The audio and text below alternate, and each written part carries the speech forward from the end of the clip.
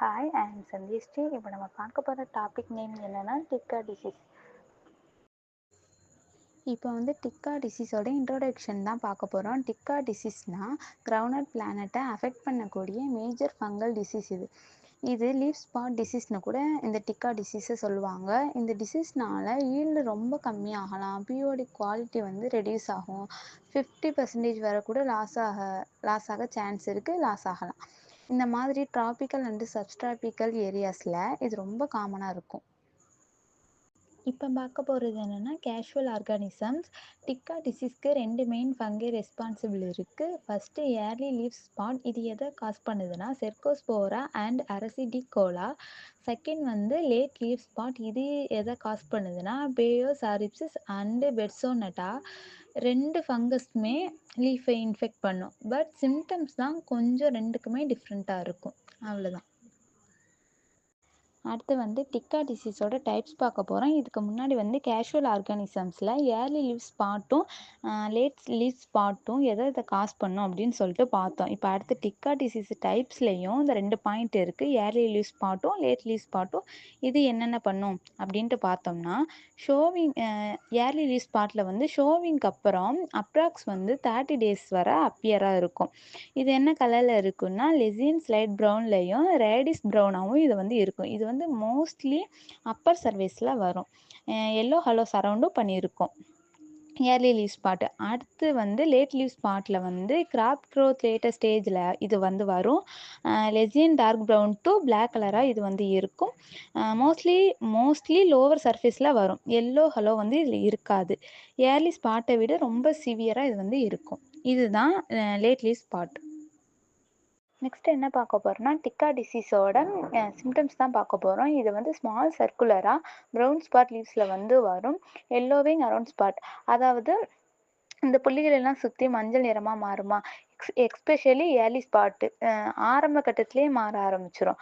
அடுத்து வந்து லீவ்ஸ் வந்து எல்லோவாகி ஒரு மாதிரி ஷேடு கொடுக்க ஆரம்பிச்சிடும். இதோட சிவியர் இன்ஃபெக்ஷன் என்னென்னா உதிர ஆரம்பிச்சிடும் இலைகள் எல்லாம். அப்புறம் வந்து பிஓடி ஃபார்மேஷன் வந்து ரெடியூஸ் ஆக ஆரம்பிச்சிடும். 50% வரை ஈல்டு வந்து லாஸ் ஆக ஆரம்பிச்சிடும். அடுத்து வந்து லேட் ஸ்டேஜில் வந்து பெட்டியோல் அண்டு ஸ்டீம் கூட இன்ஃபெக்ட் ஆகலாம். இப்போ நம்ம அடுத்து என்ன பார்க்க போகிறோம்னா மேனேஜ்மெண்ட் ப்ராக்டிக்ஸ். இதில் வந்து cultural control, chemical control, biological கண்ட்ரோல்னு 3 கண்ட்ரோல் இருக்குது. அதில் வந்து இப்போ நம்ம பார்க்க போகிறது கல்ச்சுரல் கண்ட்ரோல். அதில் டிசீஸ் ஃப்ரீ சீட்ஸ் வந்து யூஸ் பண்ணணும். அதுக்கப்புறம் வந்து கண்டினியூஸ் கிரானட்டை வந்து அவாய்ட் பண்ணிவிட்டு கிராப் ரொட்டேஷனை வந்து இதில் வந்து ஃபாலோ பண்ணணும். நெக்ஸ்ட்டு வந்து இன்ஃபெக்டட் பிளான்ட் டிப்ரேஸை வந்து ரிமூவ் பண்ணிவிட்டு டெஸ்ட்ராய்ட் பண்ணணும் இதை. அப்புறம் ப்ராப்பராக ஸ்பேஸ் உள்ள இடத்துல வந்து இதை நல்லா மெயின்டைன் பண்ணணும். அதுக்கப்புறம் வந்து ரெசிஸ்டண்ட்டு வெரைட்டிஸ் வந்து யூஸ் பண்ணால் நல்லா பெஸ்ட்டாக இருக்கும்.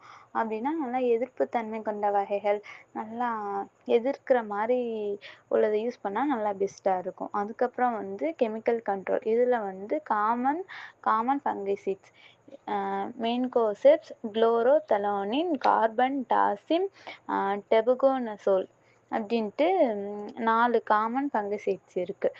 இதை எப்பப்பெல்லாம் ஸ்ப்ரே பண்ணணும்னா ஃபஸ்ட்டு ஸ்ப்ரே வந்து 30 டேஸ்க்கு அப்புறம் பண்ணணும். செகண்ட் ஸ்ப்ரே வந்து எப்போ பண்ணணும்னா அந்த 10 to 50 டேஸ்க்குள்ளே அந்த கேப் இருக்குல்ல, இடைவேளையில் நம்ம ஸ்ப்ரே பண்ணணும். இது வந்து கெமிக்கல் கண்ட்ரோல்.